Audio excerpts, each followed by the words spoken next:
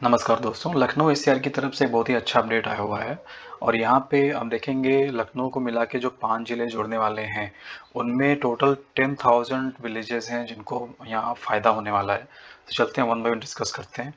यहाँ पे देखिए एक क्लोजेस्ट अगर मैं बोलूँ बाराबंकी सबसे क्लोजेस्ट है लखनऊ से, उसके बाद आपका सीतापुर आता है, उन्नाव, यहाँ पे उन्नाव है, फिर सीतापुर आता है, फिर हरदोई और रायबरेली।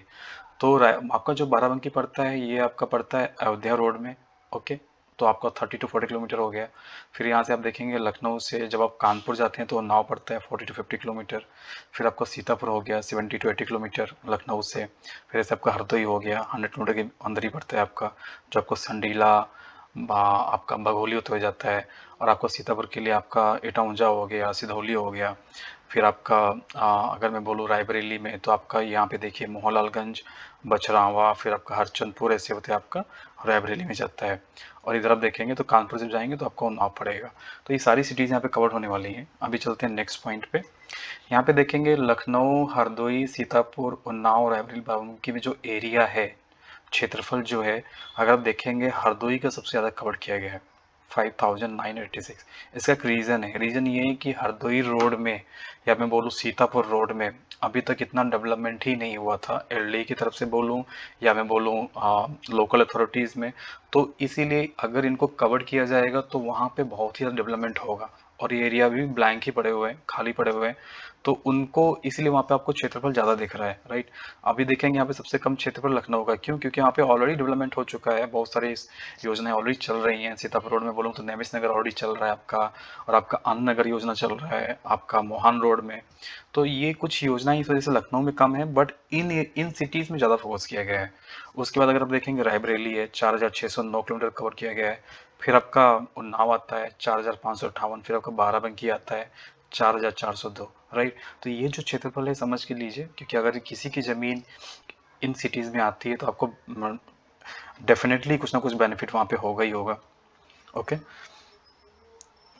अभी चलते हैं एलडीए की तरफ से देखेंगे तो एलडीए ने एक रिपोर्ट बनाई थी एससीआर के लिए 380 पेजेस की, जो रिपोर्ट उन्होंने प्रॉपर बना के सीएम योगी जी को सबमिट किया हुआ है। और वो एक संक्षिप्त रिपोर्ट है जिसको सिनॉप्सिस बोलते हैं।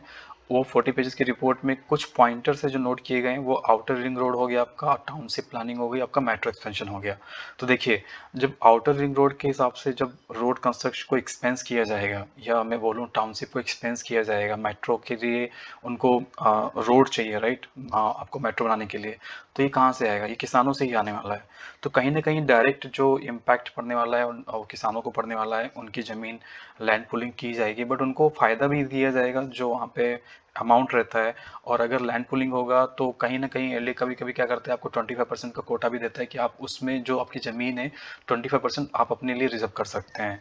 तो मैं तो यही बोलूँगा कि हम हमेशा किसानों को ये लेना चाहिए कि आप पूरा अमाउंट मत देखिए, अपनी ज़मीन का अगर कुछ हिस्सा आपको मिलता है तो वो वाला अगर ऑफर दे रहा है एलडीए तो आप उसको चूज करिए। उसमें क्या रहता है कि आप उसी क्षेत्र में बने रहते हैं, जुड़े रहते हैं, आपकी ज़मीन रहती है थोड़ी, भले ही थोड़ी ज़मीन हो बट आप रहते हैं वहाँ पे, और आपको पूरा अंडरस्टैंडिंग भी होता है। ऐसे ही कुछ एनसीआर में भी हुआ था। तो एनसीआर में किसानों से ज़मीन ली गई थी तो उनको उतना फ़ायदा दिया गया है, आप 2 गुना, 4 गुना, 5 गुना ऐसे उनको अमाउंट दिया जाता है। तो अगर किसी का इसमें आने वाला है तो आपको डेफिनेटली वहाँ पे बेनिफिट होने वाला है। अभी चलते हैं नेक्स्ट पॉइंट पे। एक न्यूज़ आई थी कि वर्ल्ड बैंक यहाँ पे फंडिंग देने वाला है, और इसमें उत्तर प्रदेश की गवर्नमेंट और आवास विभाग दोनों मिलकर काम करने वाले हैं यहाँ पे। और जो फोकस किया जाएगा वो दिल्ली एनसीआर और मुंबई मेट्रोपॉलिटन मॉडल के अकॉर्डिंग ही किया जाएगा। जो एक स्ट्रक्चर है वो वही फॉलो किया जाएगा जो दिल्ली एनसीआर में फॉलो किया गया था और जो मुंबई में फॉलो किया था। इसलिए मैंने एग्जांपल दिया था आपको एनसीआर का। एनसीआर में बहुत ज़्यादा फायदा हुआ है। जो ग्रेटर नोएडा में गुड़गांव में जो किसान रहते थे, उनको उनसे जब ज़मीन ली गई है सिटी डेवलपमेंट के लिए, तो उनको काफ़ी अच्छा अमाउंट दिया गया था। तो ये आप यहाँ से समझ सकते हैं एक एग्जांपल से। और इसमें चलते हैं मेट्रो रेल का। तो जैसा कि मैंने कवर किया था 5 सिटीज़ में, बट एक पॉइंट यहाँ पे कवर करना चाहता हूँ। अगर आप देखेंगे बाराबंकी और आपका उन्नाव, उन्नाव एरिया और आपका बाराबंकी एरिया, ये जो 2 एरिया हैं, इन एरियाज़ में सबसे पहले मेट्रो आएगी अगर मेट्रो एक्सपेंशन की बात होती है, अगर एलडीए कुछ ऐसा करता है। क्योंकि ये जो सिटीज़ हैं, ये बहुत ही क्लोजर सिटीज़ हैं लखनऊ से, तो सबसे पहले वहाँ पे चालू होगा, उसके बाद फिर फोकस किया जाएगा रायबरेली, सीतापुर, हरदोई में। तो यहाँ पे लोकल कनेक्टिविटी बहुत अच्छी हो जाएगी यहाँ पे। अभी चलते हैं कंस्ट्रक्शन की बात करें, अगर रोड कंस्ट्रक्शन की बात करें, पुल फ्लाईओवर की बात करें, तो आपका जो NH-24A है, इसको अच्छे से समझिएगा। NH-24A का जो अंडरस्टैंडिंग है, अगर किसी का प्लॉट्स या फिर खेत वहाँ पे पड़ रहे हैं तो आप वहाँ पे जा सकते हैं, वहाँ पे अंडरस्टैंड कर सकते हैं, और उस बेसिस पे आपका जो प्राइसिंग रहेगा बहुत ज़्यादा हाई जाएगा। अगर SCR के बिहाफ पे LDA वहाँ पे कुछ प्रपोजल लेके आता है तो आपको बहुत ही अच्छा रेट वहाँ पे मिलने वाला है। अगर मैं बात करूँ डेवलपमेंट की, तो वहाँ पे रिंग रोड, ब्रिज और जो ट्रांसपोर्ट नेटवर्क के जरिए इन सभी जिलों को जोड़ा जाएगा। तो एक कनेक्टिविटी जो है, अगर अभी आपको 2 घंटे लग रहे हैं, तो एक जब रोड कंस्ट्रक्शन अच्छा हो जाएगा, मेट्रो बन जाएगी, तो वो रीचेबिलिटी जो होती है वो कहीं ना कहीं 50% या मैं बोलूँ 60% डाउन हो जाता है। तो 2 घंटे की बजाय आप 1 घंटे में भी पहुंच सकते हैं। एक बेस्ट एग्जांपल देता हूँ मेरठ का। पहले मेरठ से दिल्ली की दूरी जो टाइम लगता था वो 2 घंटे या 2.5 घंटे लगता था, अभी वो दूरी जो है मेट्रो की वजह से 40 मिनट में कवर हो जाती है, 40 से 50 मिनट में। तो आप इसको अच्छे से एग्जांपल अंडरस्टैंड कर सकते हैं यहाँ पे। अभी चलते हैं जो अंडरस्टैंडिंग गांव की है, आपके जितने भी यहाँ पे गांव आ रहे हैं, सीतापुर में बोलूँ, हरदोई में बोलूँ, आपका उन्नाव, रायबरेली, आपका बाराबंकी, तो आपका जो लिविंग लाइफ है अभी बिल्कुल गांव जैसा है, राइट। बट अगर लखनऊ डेवलपमेंट अथॉरिटी यहाँ पे कुछ अपडेट्स लाएगी, तो एक इंफ्रास्ट्रक्चर जो होता है शहर का, वैसे ही सेम इंफ्रास्ट्रक्चर फोकस किया जाता है। जो मूलभूत सुविधाएं होती हैं, जैसे कि आपका सड़क हो गया, आपका रेलवे हो गया, आपका मेट्रो हो गया, तो ये सारी सुविधाएं वहाँ तक पहुँचेंगी। और आपका सड़क का जो नेटवर्क है, पेयजल की जो व्यवस्था है, उसमें भी सुधार होगा, बहुत अच्छे से वहाँ पे अंडरस्टैंडिंग होगी।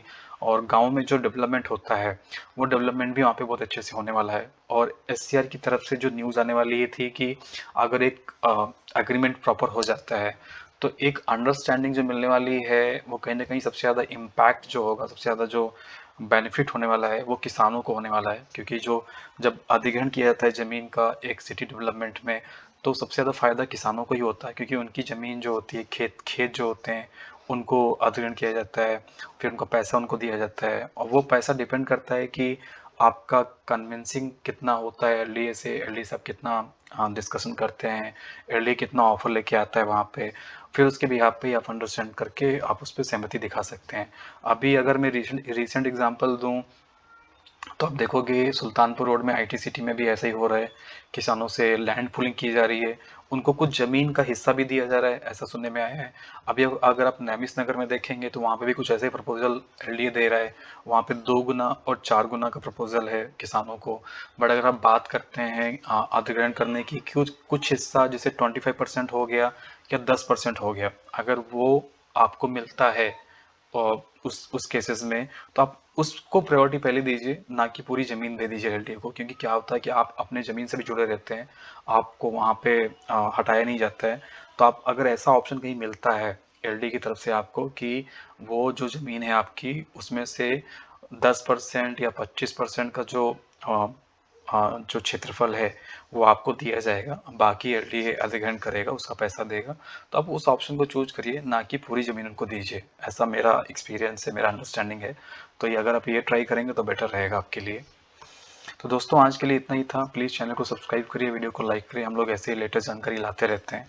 और अभी अगर आप देखेंगे अटलपुरम आगरा का योजना चल रहा है, अगर कोई लोग वहाँ पे इंटरेस्टेड हैं या आप उनको शेयर करना चाहते हैं तो वीडियो शेयर कर सकते हैं। अर्रा बिनगवा कानपुर में भी चल रहा है, वहाँ पे भी हम लोगों ने कवर किया हुआ है। और आपका आनंद नगर योजना जो फेज 2 तक कवर हो चुका है, उसकी लॉटरी आने वाली है, तो जैसे ही लॉटरी का डेट आएगा हम लोग उसको भी कवर करेंगे। तो प्लीज़ चैनल को प्यार दिखाइए, हम लोग ऐसे न्यूज़ लाते रहते हैं। Thank you all, have a great day, bye bye.